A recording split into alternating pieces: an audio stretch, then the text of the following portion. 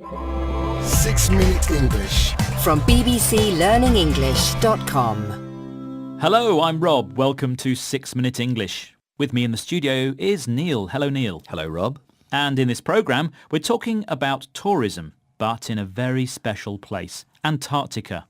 It's considered the last great wilderness on Earth. Wilderness means an area with no people and no agriculture because of the difficult living conditions. Yes, in Antarctica there are only research stations with scientists and a few tourists. Well, not so few. About 37,000 tourists are expected there this season. Many don't go ashore, but there's no denying that it disturbs the environment. That many? Yes. We're asking if it's fair for tourists to set foot, that means go to, such a sensitive environment. We'll also use some vocabulary related to Antarctica. By the way, Neil, do you know a lot about the South Pole? I've been reading that the ice caps, these are the thick layers of ice permanently covering a vast area of land in the Arctic and Antarctic, are melting due to global warming. Yes, and global warming is the increase in world temperatures due to the presence of carbon dioxide in the atmosphere. This gas and some others have been stopping the heat from the Earth escaping into space. You know what, Rob? I would like to visit Antarctica before it melts too much. I want to see the penguins. They're very amusing animals. Well, they are, yes. But penguins aside, what large resource can be found in Antarctica? That's my question for you today. Is Antarctica A, the world's largest coal field, B, the world's largest gold source, or C, the world's largest diamond source? I'm going to have a guess, because I don't know, that it's coal, A. Coal. Right, okay. Well, as usual, we'll give you the answer at the end of the programme. Well, I love travelling, but I wonder how that very sensitive environment in Antarctica is going to be preserved. That's why BBC reporter Juliet Rix's visit to Antarctica caught my attention. I bet she's asking the same question as you, Rob. Yes, she is. Listen to what she has to say about the need to have some level of tourism in the Antarctic. What word does she use to describe people who defend a cause, in this case, the preservation of the region? I'm all too aware that this is not my habitat. Like a scuba diver under the sea, I'm an alien visitor in the penguins' world. Which makes me wonder, should I be here at all? Am I, just by setting foot on this extraordinary continent, polluting the last great wilderness on Earth? All visitors leave a footprint, admits my tour leader, and we all tend to go to the same places, the accessible coastline, which is also where the penguins and seals go to breed. Nonetheless, he argues, carefully controlled, tourism is not just okay, but useful.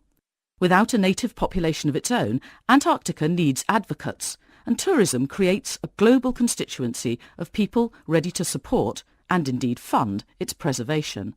Not everyone is convinced that the benefits outweigh the risks, but most are pragmatic. The reporter uses the word advocates.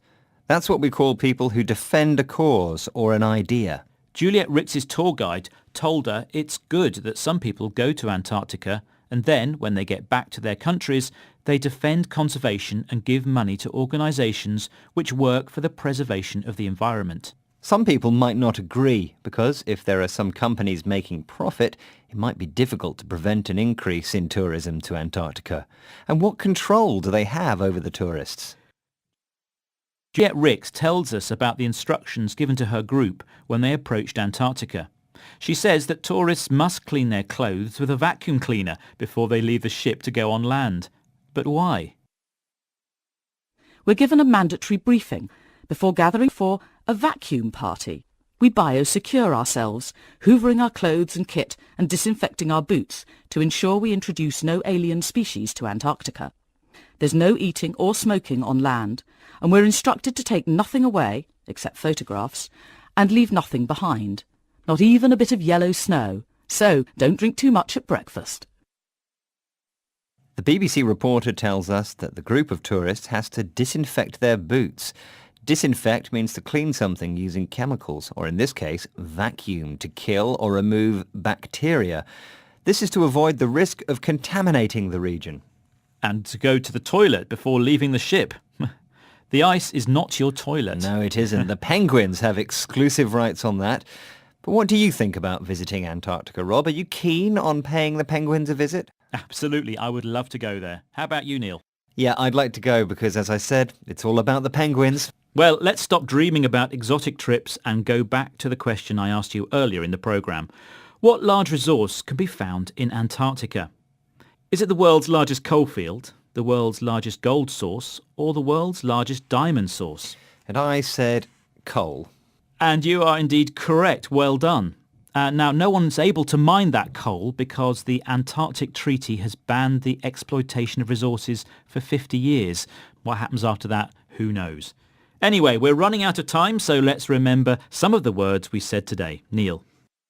The words were wilderness, to set foot, ice caps, global warming, advocates, to disinfect.